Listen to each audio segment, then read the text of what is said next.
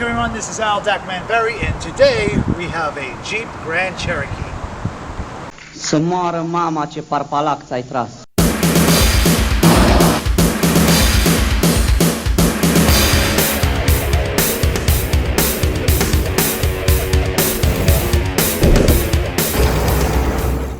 Starting with exterior design, the Jeep Grand Cherokee really looks like a Jeep Grand Cherokee, but it doesn't really break the mold, so for that it gets a 5.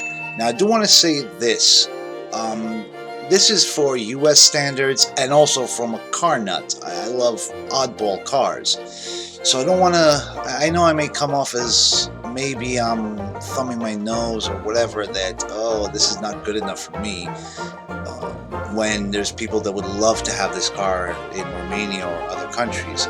Just keep in mind, now the interior design is a little bit weaker, I think. It gets a score of a 2 out of 5, only because it's just boring. Now ease of access is pretty good, what you would expect from pretty much any SUV.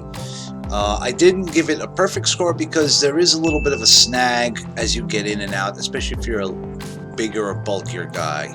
Aș mișto de mine, băi. Now since we're inside, we can't avoid the issue of quality. The materials feel fairly cheap. There's some rattling going on here. It's not like horrible, but it's consistent with Chrysler products. Engine-wise, we have the 3.6-liter Pentastar V6.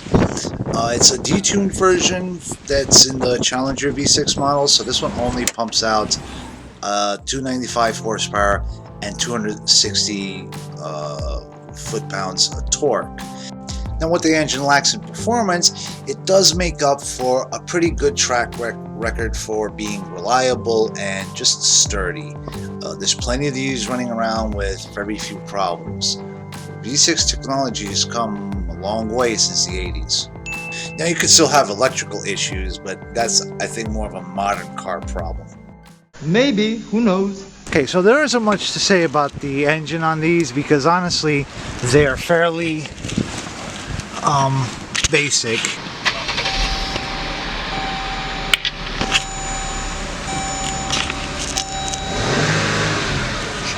Yeah,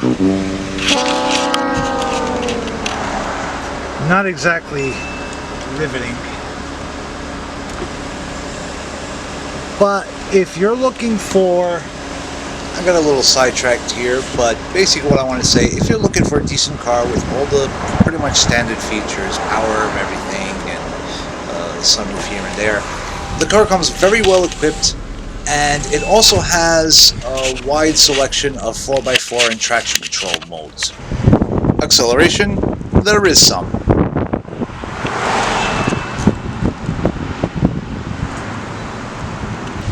Some handling happens too.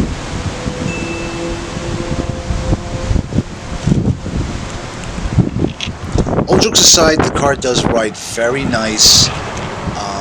Kind of reminds me of the old school cars in how smooth it is, especially for my bad back.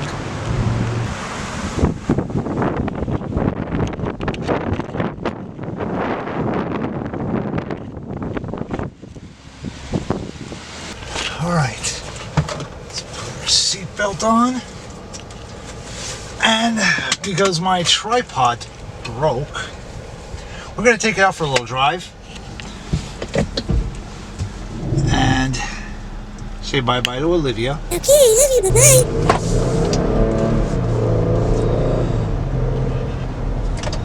Now, acceleration is what you would expect from a big SUV, and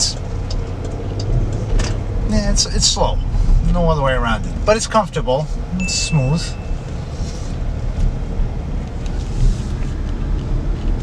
Takes the bumps pretty well.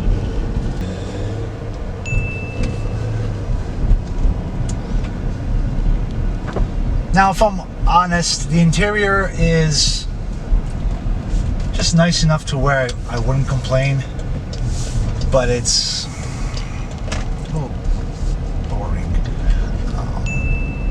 There's the other version, top of the line one. That's a $90,000 one. This one's, I think it's like a 40, 44 or something sticker price.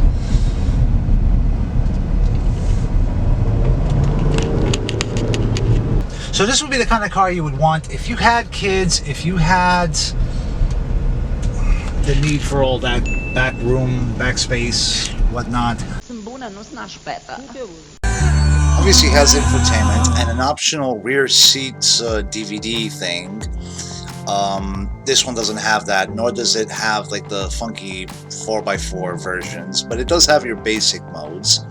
It has the adjustable seats and all that kind of typical stuff, right?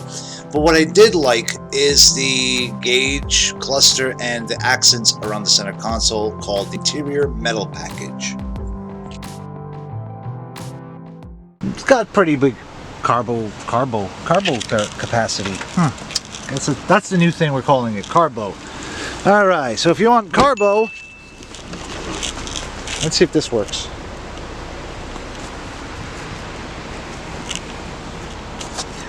All right, apparently these things have like that tailgate thing.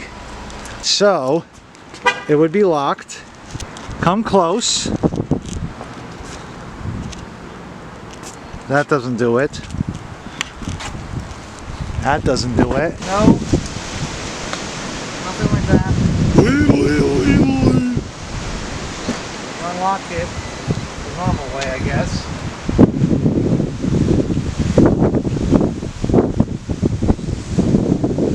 And how do you lock it? No, there's no buttons. These are... Oh, there you go.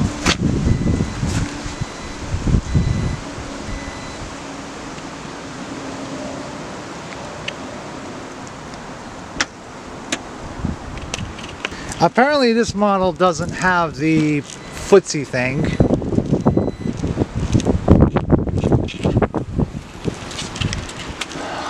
And I'm still too tall that I hit my head on the damn freaking tailgate. You got all the little hooks, whatever. I don't think you guys care much about this stuff. Anyway, so the spare tire is located here. Looks like almost full size. I think this is one of the thin ones. And one thing I do like about it, it's got this latch, keeps it from going up. 12 volts, because why not? And there's your button. And then it closes. I guess the score. How do you open this? Oh, it's right here is the gas. And it opens. So the automatic ones come with this capless whatever. I'm not a fan of it. It is what it is. And there you have it. So